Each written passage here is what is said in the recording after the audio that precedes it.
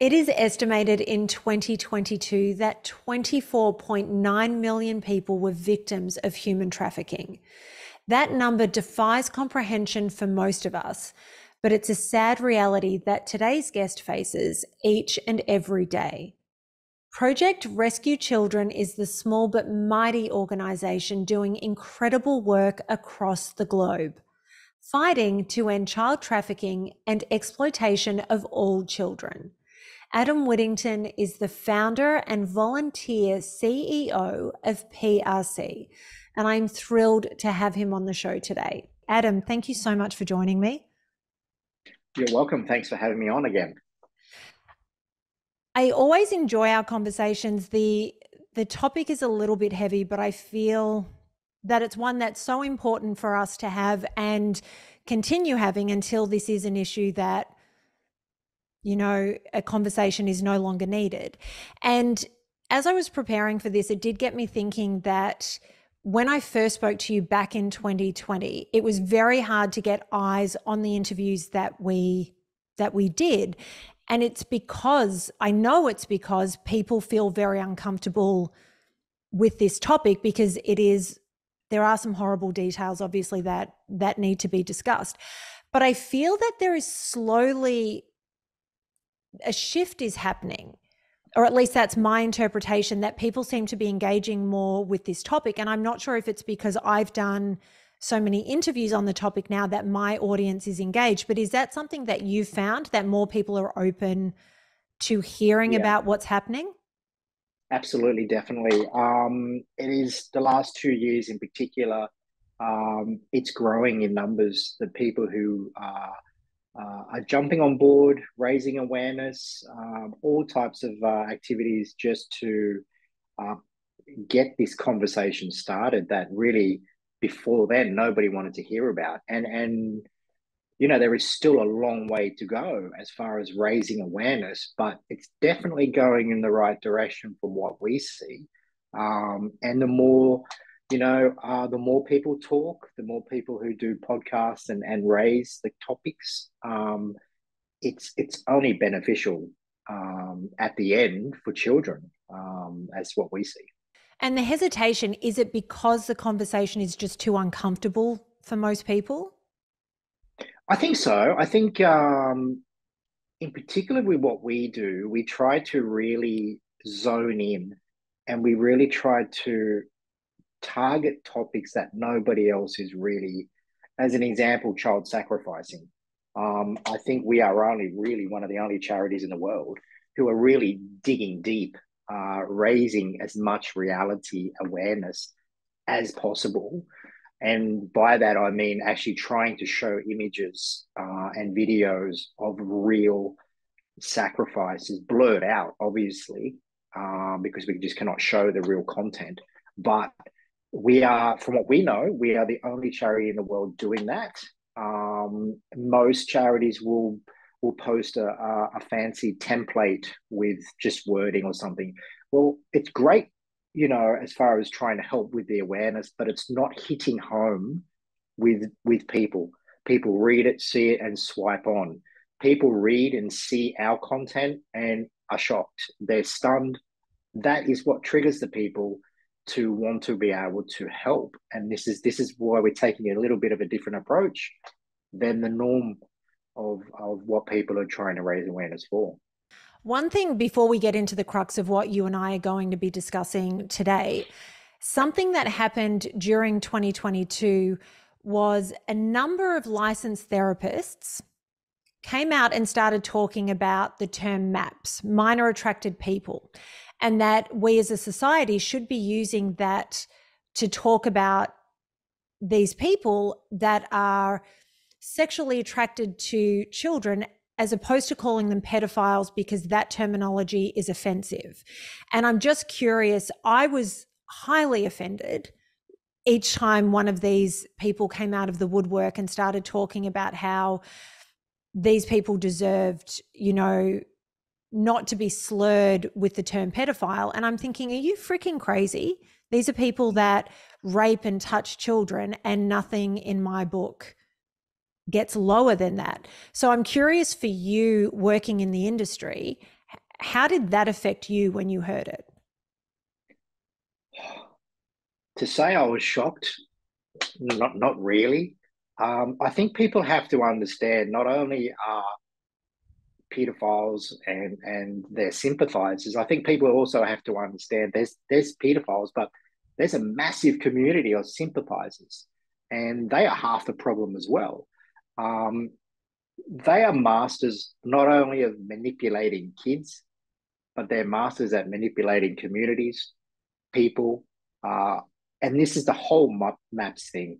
They're just trying to create their agenda in another way to try and manipulate members of the community, society, that this is okay um, to sexually abuse and rape kids. It's just not acceptable. It's a topic that is a lot in the media, and there's a lot of back and forth from different organizations, different individuals. But as far as we see it, it is just the pedophile community, including the sympathizers, trying to manipulate and push their agenda and disturbing narratives onto society. Would it be grooming of the greater population? Absolutely. That's all it is. Like the actual pedophiles groom the kids.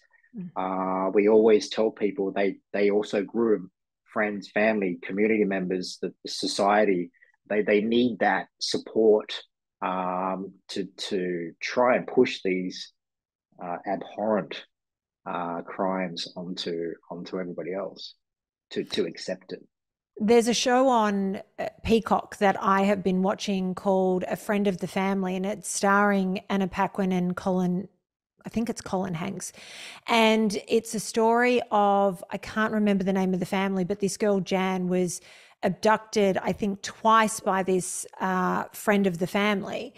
And it shows through the episodes that I've watched the grooming of the family, and it blows my mind the deprivation of this person, but how they're able to manipulate the people around the girl. I mean, it's easy to sit on the outside and say that would never happen to me, but these people have a gift, unfortunately, that they use for evil. They're masters. They are masters. I know I've said it for a number of years. They are masters. And when you deal with one or two of them directly, or you're trying to groom them online before they groom a kid, they are masters of manipulation. They are the best of the best manipulators out there. And I always tell people that uh, they will target the inner circle first. Whereas mum, dad, uncle, auntie, grandparents, they will groom and target the direct contact to that child first before the actual child. It happens in so many of the cases. It's not a matter of they just groom the child and try and sexually abuse. They're very cunning, and they go for the family first. Once they get that trust from the family, they are then able to get closer to the child, and to do you know sexual things. I've referenced that I've done a few interviews on human trafficking in recent times. One of those was with a survivor of human trafficking here in the United States. The other one that I did was with human rights attorney Lee Dundas, and she was working in human trafficking, but in Southeast Asia before the whole world shut down. And so then she was unable to travel. And what I've noticed is, depending on who you speak to and the region that they're in, the way the human trafficking unfolds and the way the industry is set up and used by these pedophiles and perpetrators is very different depending on which region you're in. Is that a correct observation? Yeah, that's true. Absolutely.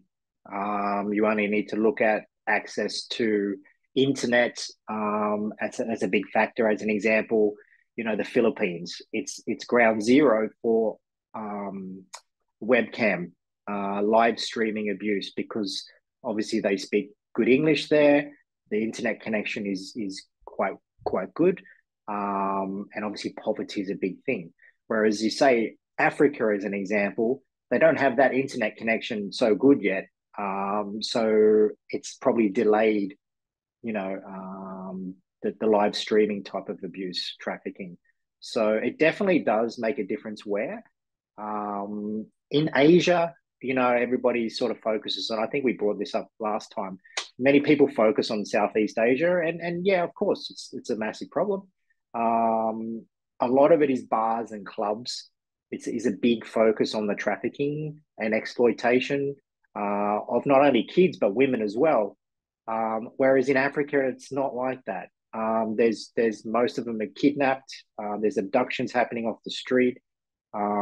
Most Western pedophiles now who have been doing this for some time, um, they will avoid Southeast Asia. They go to places like Africa now. There's less spotlight on places like Africa. It's extreme poverty is actually worse than Southeast Asia.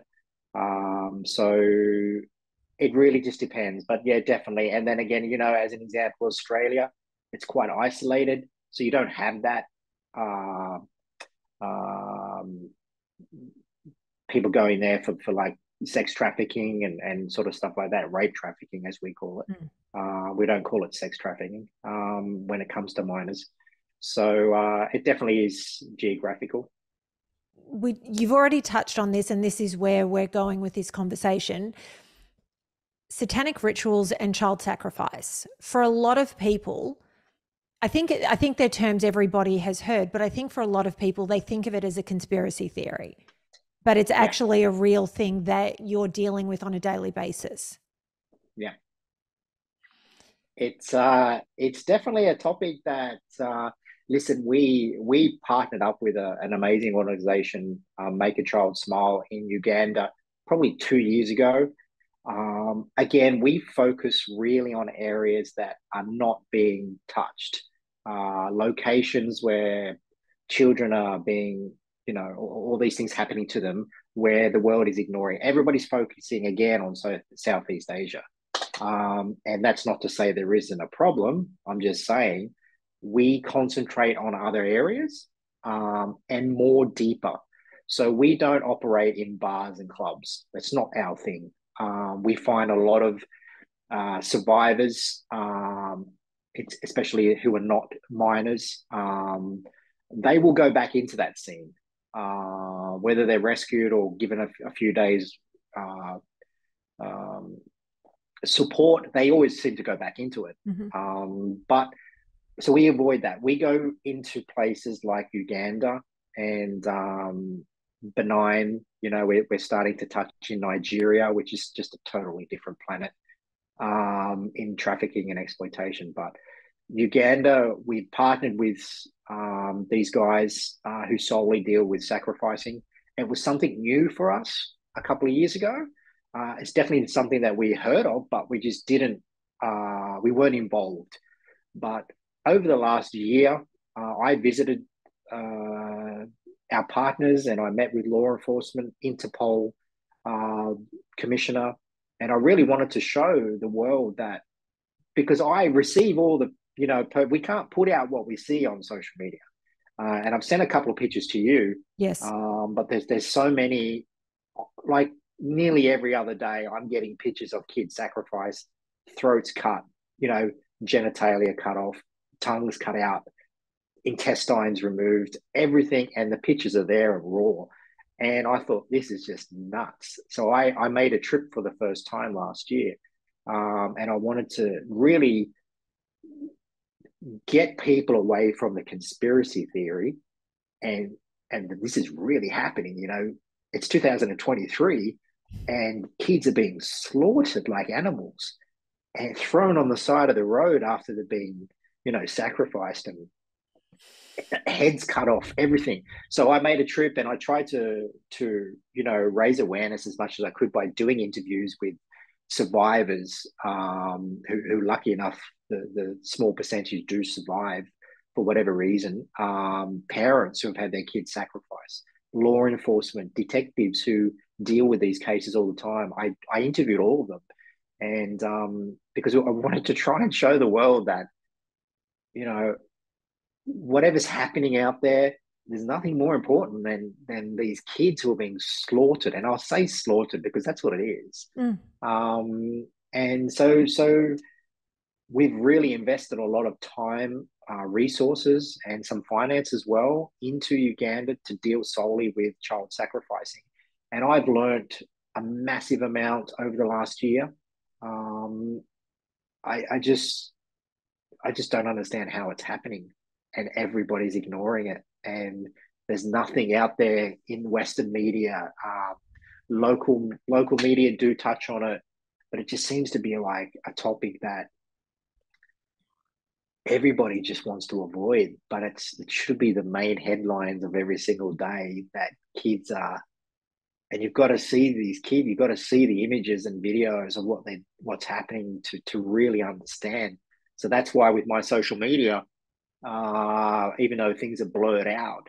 And there's been a couple of times where the posts have been taken down for violating terms and conditions. But so we're trying to be careful with there's a balance of trying to get stuff out there to show people it's really shocking. When I was looking into child sacrifice and the history of it, all of that, there is this belief that it's this ancient thing that goes with the culture, but it's actually quite a new thing. The earliest date that I could find in any of the research that I found was around 1998. So this is a new phenomenon. Where is it coming from? I just think it's you know, I was going to interview a witch doctor, and I actually spoke to one, but he wouldn't let me interview on camera because obviously the horrific things that he's done or been involved with. Mm. And I think my 2 cents worth on the whole thing is these witch doctors are nothing but scammers. They're con artists, and they prey on the fact that, the African society is really into and believes witchcraft, right? And that's been going on for donkey's years, right? But they'll bring that into the fact that, you know sacrificing a child is the ultimate thing that's needed for different reasons. One, to be wealthy, and that's a very common one. And a lot of the cases we've dealt with, parents are sacrificing their own kids or one of their child, um, to get out of poverty. Businessmen who build apartment buildings, and there's confirmed cases, where kids are being kidnapped, sacrificed to bring luck and wealth to businessmen, as an example, who's building a shopping center, shopping mall, or an apartment building, and they'll sacrifice the child, the witch doctor, totally convince the builder, and they pay for everything. The witch doctor's paid, of course. That's what it's all about. And these kids are buried underneath these foundations of buildings and shopping malls. And there are actually two confirmed cases of that happening, where the kids were, uh, you know, brought back up once the foundations and all that were removed. So it's then there's the health. In Africa, it's a big belief that if you sacrifice a child or if you rape a virgin child, then you get cured of AIDS. There's so many different things, but it's definitely not a conspiracy theory. The I almost don't know where to start. I mean, I can't comprehend allowing anybody to harm my child or anybody else's child, and to Yeah, talk about a parent sacrificing their own child yeah, blows my mind. So I was reading 80% of the people in Uganda believe in witchcraft and natural remedies and things like that. And I think it's interesting sorry, I should say traditional medicine is what it was called. And so these are the people that all go to the witch doctor. And so these witch doctors have incredible power, but then they also have power over elections, because a lot of the politicians buy into this. And I don't know if you can speak to this, because you've only been involved in this for sort of a relatively short period of time. But in all of the research that I was reading, they were saying that child kidnappings and child sacrifice rates go up when there is an election. Yeah, yeah. And listen, Uganda's thrives on corruption. There's no other way to say it. Everybody's corrupt, nearly everybody. Things get done for money, and unfortunately, the innocent and the defenseless, which are kids, are always drawn into it. And listen, people have to understand too.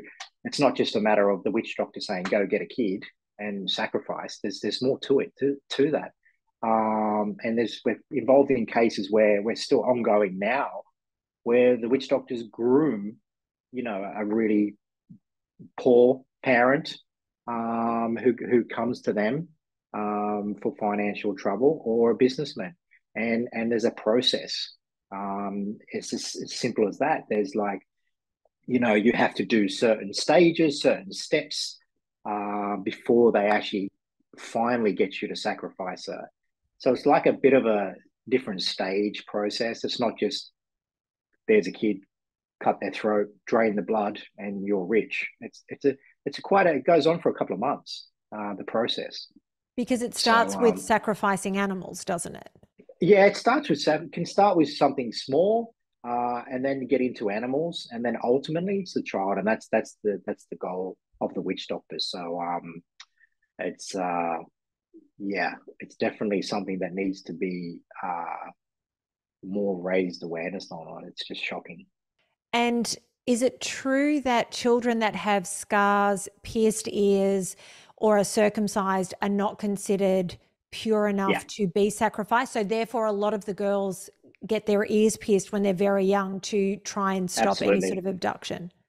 Yeah, as crazy as it is, for the West to understand and hear that, it's absolutely true. The purity, right? It's all down to pure. They want, and they convince, the witch doctors convince the person that they're doing this for, that the child must be scarless, virgin, all this type of stuff. It's all about pure.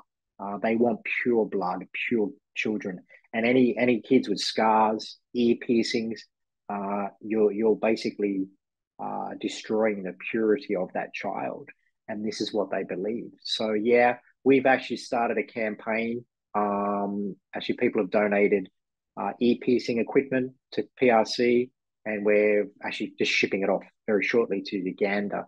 And we're going to basically have a free ear piercing program for Ugandan kids. But that's definitely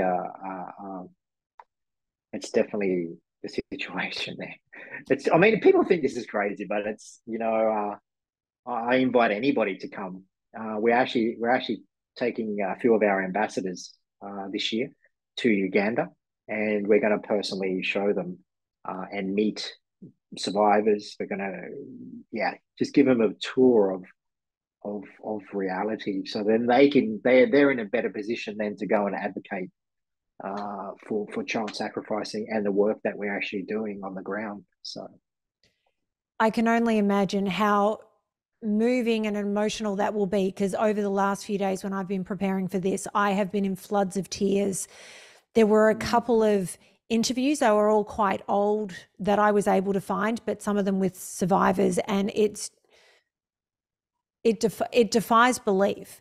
So this yeah, is going to be a little bit of a gruesome question, I guess, but I think it's an important one to ask. You talked about children being disemboweled and having tongues removed, limbs removed, heads removed. What is the purpose of that? it's just the witch doctor basically bullshitting. They're just bullshitting. It doesn't do anything. It's just that they manipulate that, these parts are part of their spiritual um, process, and they mix things together and all this crap. And it does happen, but it's total nonsense. But these people believe it. So what is it for? It doesn't do anything, really. Or It's what is it just they part of it. believe it's for? Well, for the different things, ultimately people want to get rich. They want to cure their health from diseases. Um, they believe albino kids. Uh, uh, it's another whole topic there. The albinos. It just doesn't do anything, and it's just a total scam. And but that's what they say will help the person that they're doing it for So, different reasons. so the witch doctor will tell whoever to remove certain parts depending on what the outcome is meant to be. Yeah, the different things, but all witch doctors are different too, right? So usually the witch doctors have their kidnappers. So if the person that they're working for, as an example, me, if I want to get wealthy, I'll be put in contact with a witch doctor, and the witch doctor will give you instructions. What I need to do as part of the process, and if I cannot use one of my own children. But again, a lot of the cases involve the witch doctor instructs the person, as in me, that you must have your blood sacrificed, meaning one of your own child or one of your family members, right?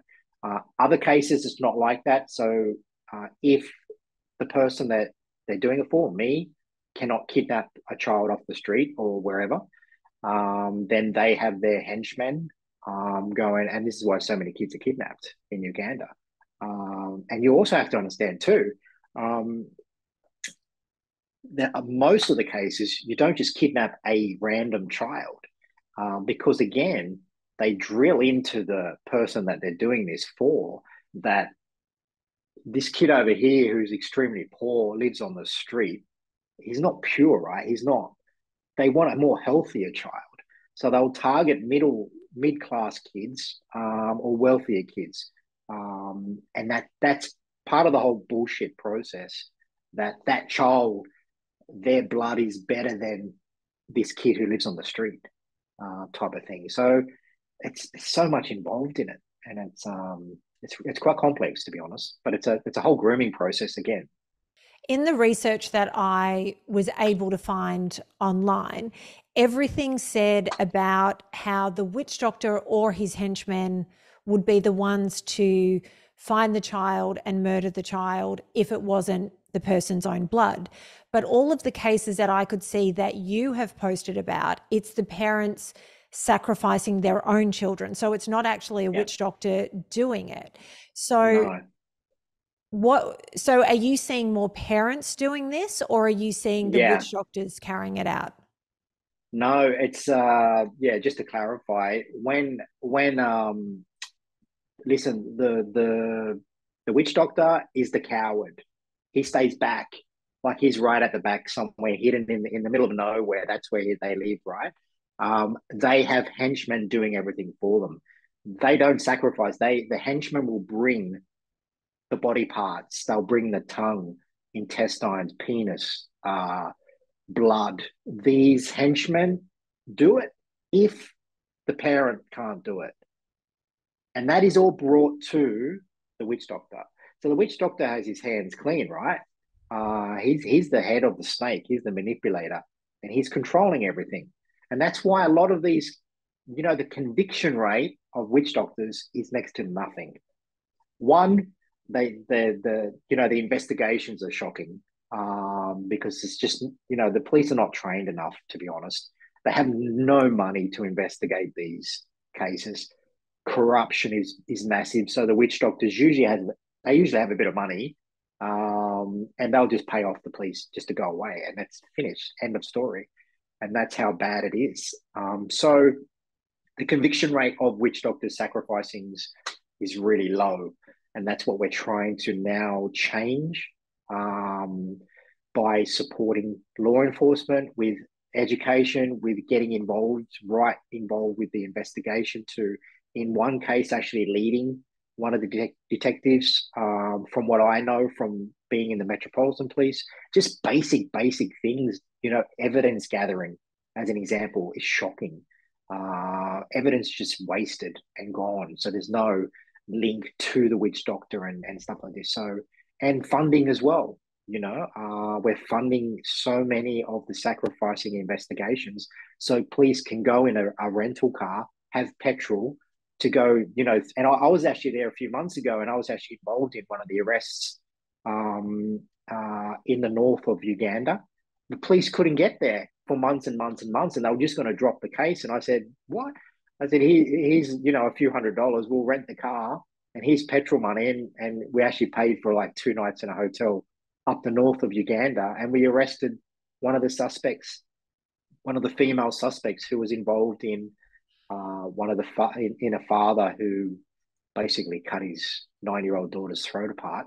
And that case, I was involved in that case quite a lot, and I was with the investigating officer, the female, who actually was the first person on the scene at the house where the father had, murdered, but brutally. And the story was basically he was manipulated by a witch doctor. He was extremely poor, suicidal because he had four kids to support, and he just didn't know what to do. And then these two women who worked with the witch doctor, who one of them that we arrested, which is on the video up in the north, they done a runner after it was done, but they convinced the father to be involved with the witch doctor, so they were complicit in the murder. And she was telling me, the investigating officer was telling me that when she got there, obviously the child, and I've shown the pictures actually, but it's all blurred, of the 9-year-old girl just laying there in the house with her her throat cut from ear to ear, and tongue was cut out as well by the father, and he was just sitting there. He admitted, confessed to everything, but he wouldn't give the witch doctor's name. That's the only thing he didn't do. So that's what we're working on now. But he basically got all it before he did it. He actually got all the children in the house. Well, it's a shack. It's not a house, a shed. And we don't know what was said specifically, but he got all the kids in the house. And eventually he told him to leave, but he asked his 9-year-old daughter, which, by the way, we're told it was his closest child, like his favorite child.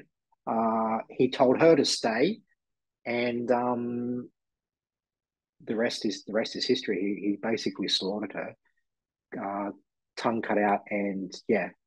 So the witch doctor wanted the tongue and blood, pure blood, and the police officer said it was just like blood was everywhere.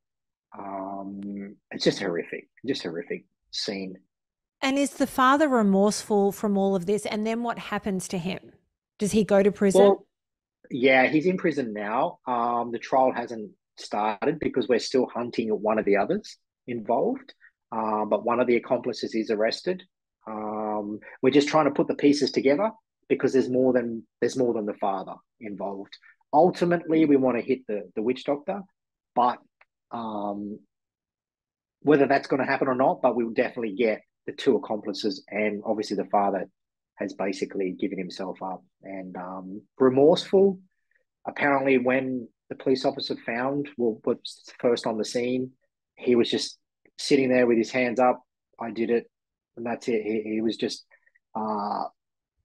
like a ghost. The police officer said he was nothing inside him. Whether he was like possessed or whatever, but well, I shouldn't say that word because people will think it's crazy, but he just was blank, and his daughter was lying next to him, what he just did. So there was an incredible video that you posted of a child that had been kidnapped, put in a hole, and I still don't understand the how that all works, because I would have thought that if you put someone in a hole, they suffocate, but you rescued this child, and the video's there's different situations, right? So so you have obviously the henchmen, the kidnappers, and in the video, if you look at the end, you'll see the kidnapper standing there with handcuffs on. Oh, so you caught him. Yeah, so but that's how we knew the child was in the hole. There was no other way to find a child in a hole in the middle of nowhere. So the investigation started. We weren't involved in the initial investigation, but it started. Kid was kidnapped.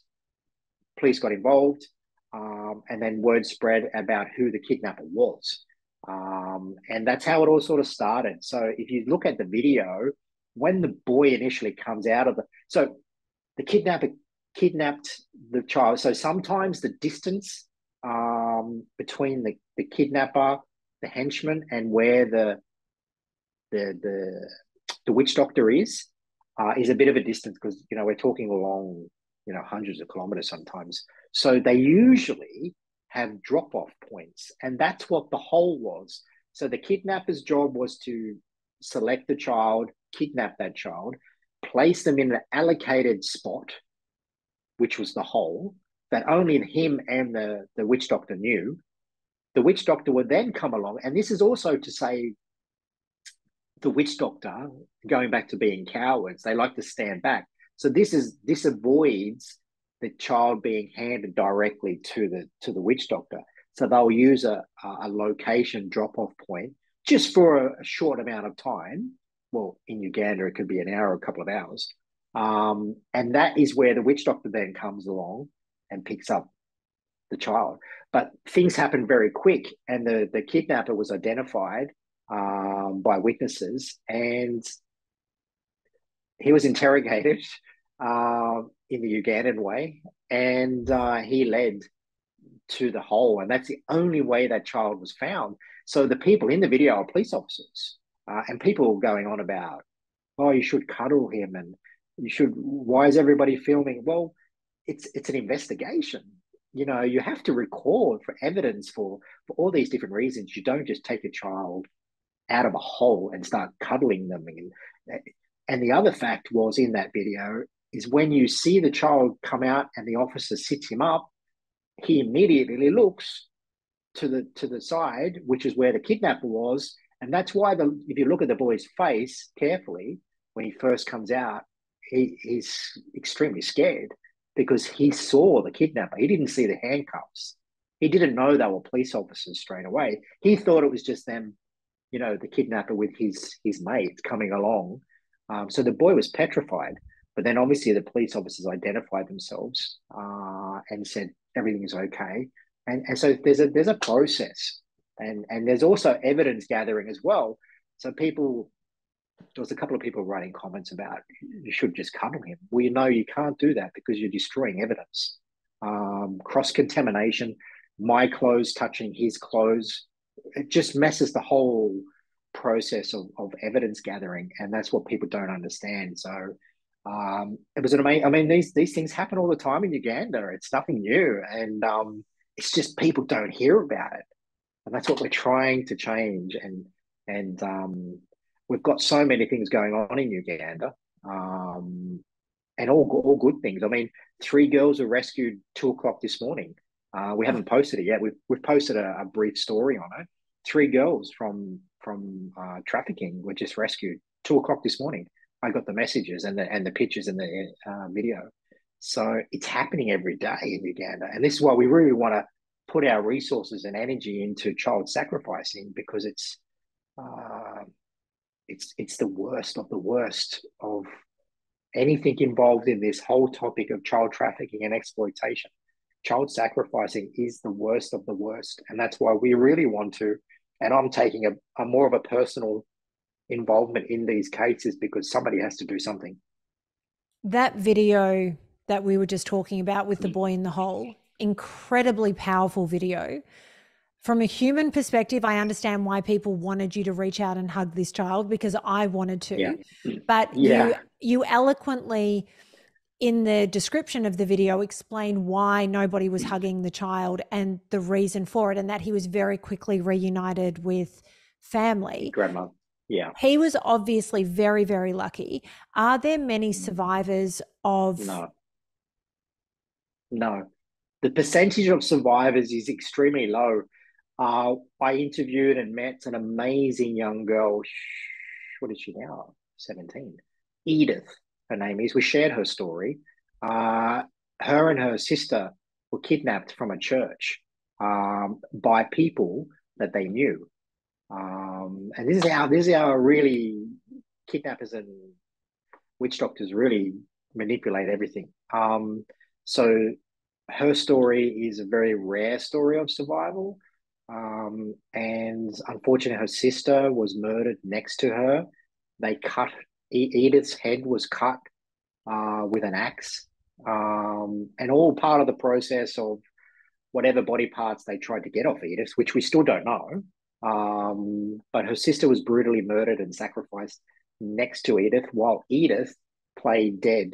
So they cut Edith and all this stuff and cut her head with the axe, which you can see the injuries, which is another story as well. But she has ongoing. She needs an operation on her skull.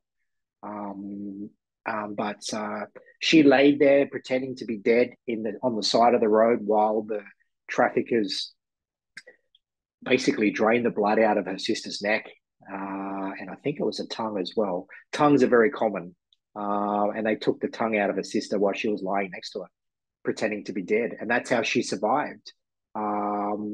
She played dead, and it's just there's so many shocking stories that survivors are very rare to come by. Another one I met was a young girl, 7 years old. I went to the school, and she was part of a really, it was a big case in Uganda where it was a witch doctor who had taken, was it seven, eight kids? It's like a serial um, kidnapper, murderer type of person. And he took them all to this island and basically changed all their identities and everything. And he was a witch doctor sacrificing kids, but he wouldn't do it straight away. So he had a whole shrine when police found everything, and of children's skulls and everything.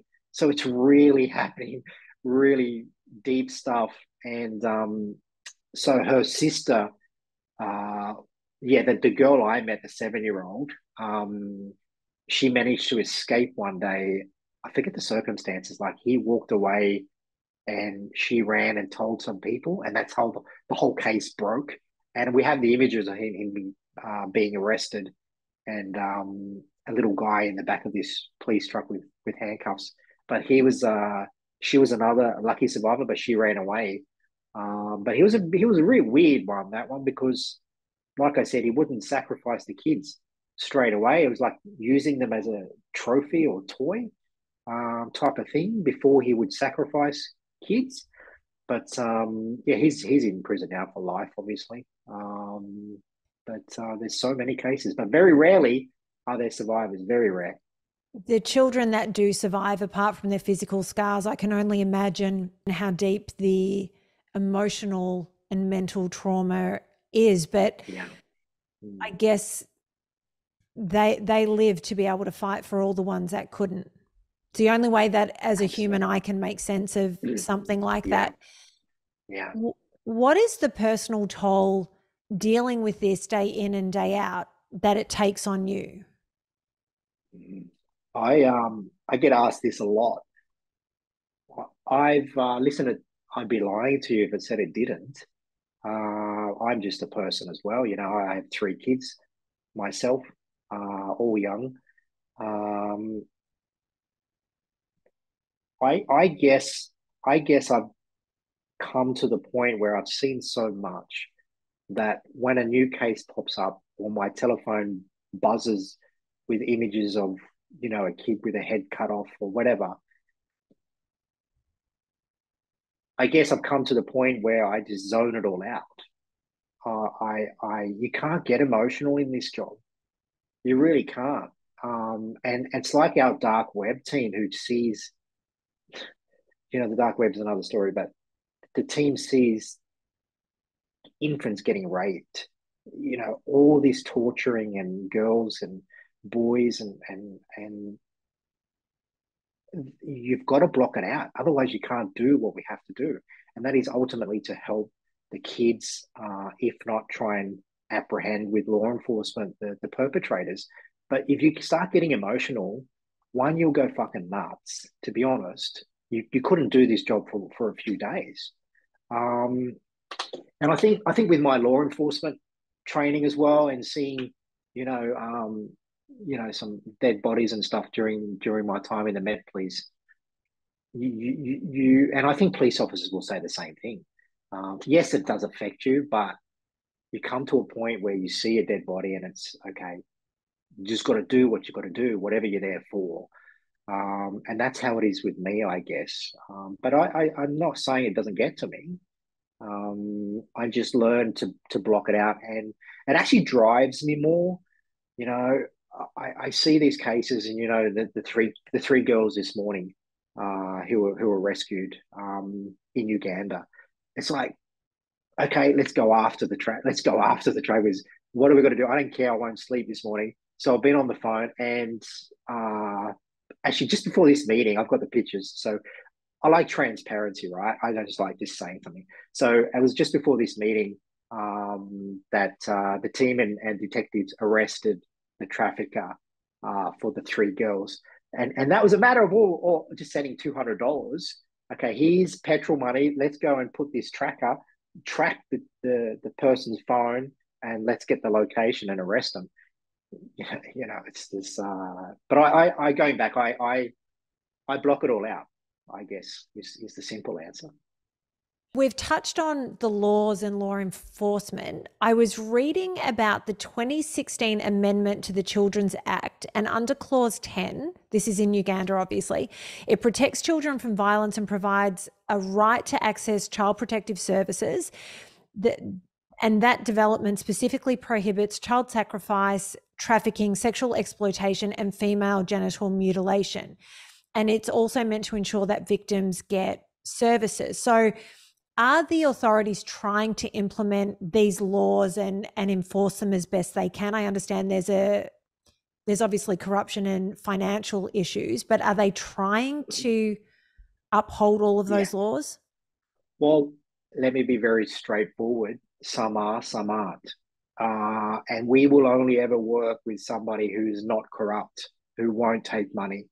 As an example, you've seen, I don't know if you saw, there's the US couple, American couple, Yes. who we're actually right involved, and I'm actually helping the lead investigator on that case. And I'm trying to be transparent with people to show them and stuff. Um, I'm going to be careful what I say because they're still going to trial. But the detective that we work extremely close with, who has passion like you wouldn't believe just to help kids, um, he was not the first detective on that case. There was other detectives on that case. Well, I don't even think they were detectives. They were just normal police officers. Um, Money passes hands. Yeah. So a lot of, you got to understand too, a salary in Uganda for a police officer is peanuts, right, per month. So you've got somebody who's going to come along and offer whatever, they'll take it. Well, most will. And so you have a problem of corruption, even though the laws are there. We deal with extremely good detectives, very passionate. The only thing holding them back is a little bit of education and finance, um, who will go above and beyond to get those laws enforced. On the other hand, you have others who will take $10 and walk away from a kid who's just been raped. So the laws are there. I had a really good meeting with the head of Interpol, who deals with child trafficking and exploitation in Uganda. He's the head commissioner there, very passionate. He loves the kids, and he's trying to do as much as he can as well. Our partners as well try and enforce things, but it's just, you've got to deal with corruption. This is not Australia, and I guess Western countries has their corruption as well, but in Africa and other places around the world where poverty is involved, extreme poverty, you as an outsider trying to help, you must understand the system. You must understand that there's corruption going on, and you've got to avoid certain detectives. You've got to deal with only these people. You've got to be careful what information you give to other police officers, because it will go back to people being investigated. You've got to be super careful. So there are laws in place, and we're hoping this US couple who I don't know if you followed the story, but it was in international news actually. They Yeah. fostered the three Ugandan kids, and there's further charges coming. Were Um, they, so they had the three foster children. Were they abusing all of them or was it just one? just one, That's what I just got one. from That what I read, but Yeah, I wasn't yeah, sure. it's just the one. I don't know why. Don't ask me why or whatever the reasoning behind it, but for some reason they have been torturing this kid, 9, 10-year-old boy, and just shocking, shocking. I've shown some of the images of him being tortured, and that's straight from the police file, straight from the CCTV that these two Americans set up and recorded themselves. So there's more going on. We're hoping for actually two more arrests in the case, and it's not a simple matter. It's not a simple case of two American foster parents abusing one kid. There's more involved, and but it'll all come out, and further charges will be laid, and we hope now with the new charges, including child trafficking, that the sentencing it does it pops up to the death sentence, death You know penalty, what? They if they convicted. they deserve whatever's coming to them, whether that be Yeah, rotting in an African jail or the death yeah, sentence, because yeah, there's no words. So we've obviously today been specifically speaking about Uganda, but I just wanted to make this point that child sacrifice is also happening in Nigeria, Swaziland, Liberia, Tanzania, Namibia, Zimbabwe, Mozambique, and Mali. I mean, this yeah, isn't an isolated problem, and I just wanted to make that known for the audience. Moving on to slightly happier topics, because it does exist in this world. Obviously, you're talking about girls being rescued. I just wanted yeah, to share with anyone who's not already following your page, because your Instagram page is amazing, but it's not all doom and gloom. You actually share a lot of the really positive updates about yeah, survivors, where they are now, and all of that. And I think for me, the takeaway was it's so important to have hope in this fight, because it's impossible to keep going and keep looking at these images if there's no hope in there. And I think that's part of what makes your page so powerful, that it is really dark and it's horrible and it can feel overwhelming, but there are these beautiful moments in amongst it all that just brings yeah, light to everything. And also, you keep the updates coming about the prolific pedophiles that get caught and a sentence. There was one, most Australians would know his face if they watch any of the current affairs programs, and he was just sentenced, I think, in Singapore. I can't remember his name. mm. Um, uh, which one? Philippines, yeah, in the yes, Philippines. yeah, um yeah, it's on the tip of my tongue. he's yeah. quite You he's know, quite a well-known one. He's been in the media for many years actually. yes, and they Yeah. knew what he was doing, but he just kept Mm, sort of slipping law enforcement. So, the other thing which I think is so important about your social media is the fact that, and this is so important for parents, you're forever giving tips on how to keep their mm, children safe. Because I think yeah, there's so many little things that I think parents don't even think about, especially in this age of technology and social media, that with everything that people are posting, they don't realize the access they're giving to yeah, pedophiles. yeah, yeah. I think you've got to keep it basic, right? There's a few out there raising awareness to online safety and stuff, which is all great. But you've got to hit parents with basic information, and not just basic, but basic and good information. And I think where people are losing it is, and I think this puts off a lot of parents too, on these topics, is there's too much information and a lot of it's very confusing. I've made a point, the information I post is basic and real, and the basic tips will help you keep your kids safe, whether that's online or in reality.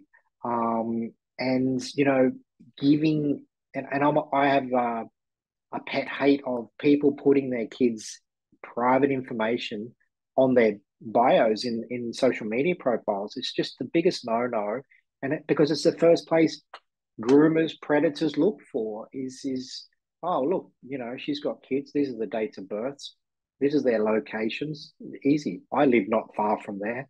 Um, I'll start profiling this child. I mean, it's a very basic thing, but I just don't know. And I always use the example of you're walking down the street with your kids, right? Or your child. You have one child, and he's 5 years old. His name's John. You're walking down the street, and you come up to a stranger, a man or a woman, and you stop, complete stranger, you've never met them before, and you say, "Hi, I'm Adam Whittington. This is my son John.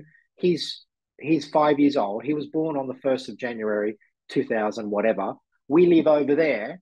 This is our location." He goes to the sports. He plays soccer at or football at Sydney Football Club. This is the information parents put on their bios.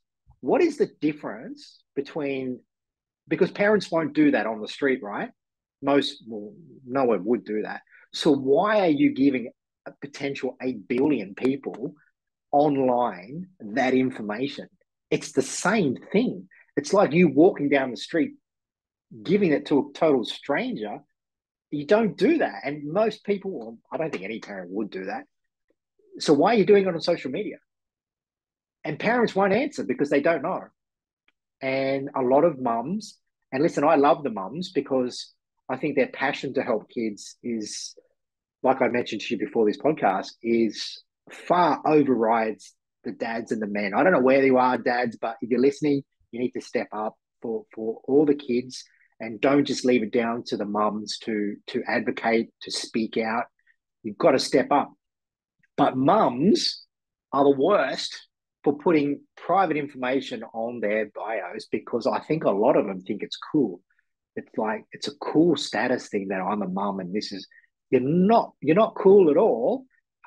It doesn't look cool, and it's the worst possible thing you can do from a basic child safety online perspective. The other really big lesson that I learned from you in the very first conversation that we had was everybody thinks that pedophiles are looking for naked photos of children, and that's just not the case. They have Not these the case. weird little fetishes and all of that. And you recently posted, I don't know if it was an actual post or if it was a story, but all the hashtags that Yeah. these people are known for going and Some searching. hashtags. Yeah. There's a lot. There's a Yes. lot. And by you, I mean the other big no is don't use hashtags. Why are you using hashtags? You're drawing attention to your child. Why would you, whether you're promoting clothes or whatever, you've got to stop it because there's more shitheads out there than good people. So you need to really be careful about hashtags and images. I mean, we've tried to show as much information as possible without posting some of the images because if we post examples of this is an inappropriate picture, it gets removed from terms and conditions you violated. So we can't just keep posting because our pages will get removed. So we've got to be careful, but you're totally right. It's not all about naked images.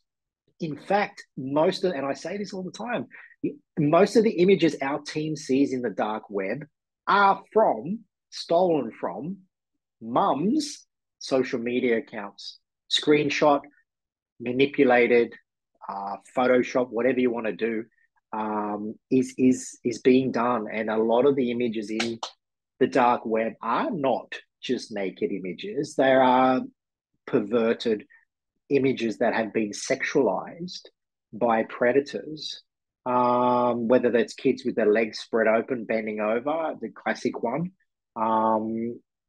mums naked in the bath with their kids. You've got to stop doing it. You really, really do. Emojis.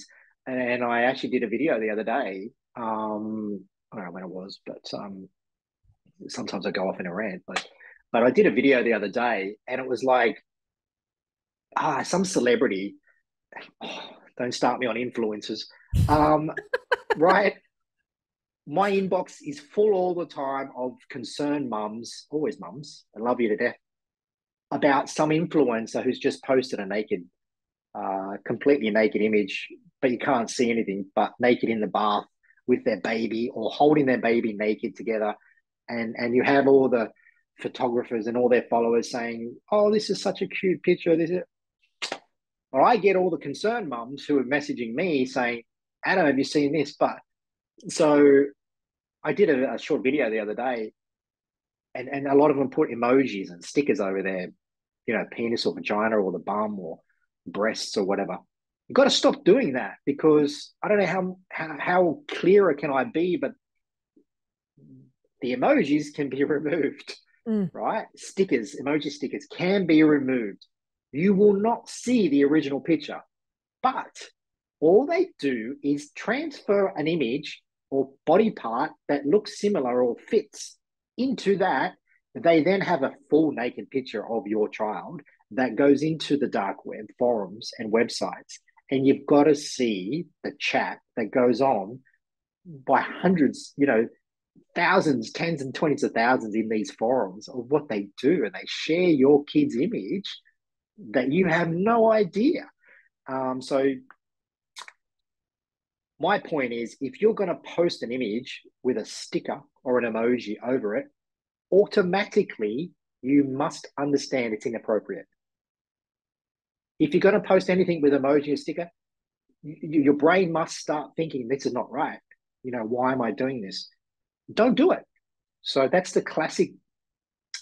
It's a classic sign. If you're going to use a sticker, emoji, don't post the whole thing. It can't be much more straightforward than that. Like I said, your page there is a wealth of information for mums or people who want to get involved with this whole issue, no matter at which level. And it's such an incredible space for information and helpful, useful information. Before we finish up, I want to touch on not everything, but a lot of what PRC achieved in 2022, because I watched your 2022 wrap-up video, and I've known you for a few years now, but I was sitting here just nodding my head in appreciation for how much you guys achieved this year. So I just want everyone who's watching to be able to hear everything that you guys achieved. 28 rescues from your dark web team, 31 rescues in the countries you're working in, 25 arrests of traffickers and pedophiles. Your Kenyan Rescue Centre is approved and registered to be able to be built. A bore water hole was dug in Gambia. You knocked down the old school in Kenya and have been rebuilding the new school with toilets, which they didn't have, as in indoor facilities, which they didn't have before. Partnered with Gambian authorities. You went to Ukraine to help all the children being trafficked through there, regardless of which country they came from, because they're coming from everywhere. 2 humanitarian aid runs in Ukraine, providing food necessities and hygiene products for the people of Ukraine that are on the ground and living in the situation that's taking place there. In Kenya and Uganda, you delivered body boundary books, which were donated to educate children. There's an awareness campaign happening. Is it in Gambia? I think you said. Yes, poster campaign, yeah. Yes. So you're obviously working in Uganda on stopping child sacrifice, and you're donating money in Uganda for investigations and equipment needed to stop the whole practice of child sacrifice. I know I haven't touched on everything, but they were the sort of big points that I wanted to drive home that you guys were able to achieve. What is ahead for 2023 in terms of things that you know are sort of set up to achieve? Because obviously this is a thing that changes day by day. The question should be, what is not in store? We've got so much going on. And honestly, the support is just phenomenal. We're only a small charity. We can only do so much with the funding. Our bank account is very minimal all the time, and that's because we put the money, where our mouth is, so to speak, and get things done. And it's not difficult, right? So it's quite frustrating that not enough is being done by others, and too much talk and too much crap going on. Let's get on the ground, get dirty, put donations where they should be going. It's not a difficult thing. And but what's going on in 2023? so much. We're going to really smash this child sacrificing in Uganda. We're going to make a massive impact. Hopefully, a small documentary with some people to really highlight what's going on there. We're going to expand into the Philippines. We get so many requests from different countries. You know, India is just gigantic with child exploitation. That we've been asked many times by other NGOs, can you come, you know, and then partner up and here and there. But we're going to go into the Philippines. Um, what else? We have a first event in London, child trafficking and exploitation. We're just gonna get so much more done, and that's all done by 100% through businesses and individuals who donate to us. We're not government funded. We will not stand and be another normal charity. We won't go by government agendas and narratives, law enforcement narrative. We will not do it. We will do this by ourselves if we have to, and work with like-minded charities or individual police officers. That's how we're going to do it, and that's why we're doing so much. It's just so much to do, and I think 2023 is going to be a massive year. And rescue center. We're rebuilding the rescue center in the Gambia. That's going to happen in March. We're rebuilding the roof, etc. Um, we've got so many investigations going on in all those different countries, as well as Romania, which is another epicenter of human trafficking. So we're really concentrating on that. A lot of the stuff we don't show, we can't show. So it's not all just about Africa. It's there's a lot going on, and so yeah. What else can I say? We'll just keep doing what we're doing. I would like to thank you for everything that you have done, everything that you and your team will continue to do. When we were just sitting down talking before we actually started recording, I brought up about 3 different topics that I really wanted to get into with you, but obviously we're limited for time. So those will be conversations we'll have sort of over the coming 12 or 24 months, and we'll get there eventually. And I can't wait to see everything unfold for you guys. I will attach all of the links to Project Rescue Children, your social media, all of that for anybody that isn't already following you or wants to donate or help in any way, so that they can find you really easily. And Adam, thank you so much for everything that you've done. Thank you very much, and it's great that you're using your platform for this topic. So I think much more is needed like that. So thank you. Like you, I won't stop until this issue no longer needs to be discussed. Great. Thank you.